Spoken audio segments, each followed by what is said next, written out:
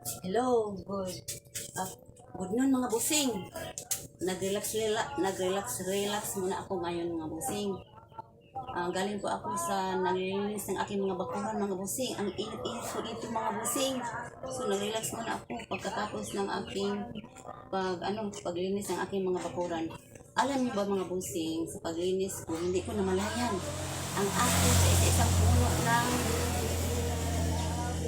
ang palaya mga busing, yung organic ang mga busing, yung nakita niyo sa video mga busing, ito mga busing ito ang aking ang palaya mga busing. Ang iba nang hinog na pala, hindi ko namalayan mga busing nang hinog na pala sila.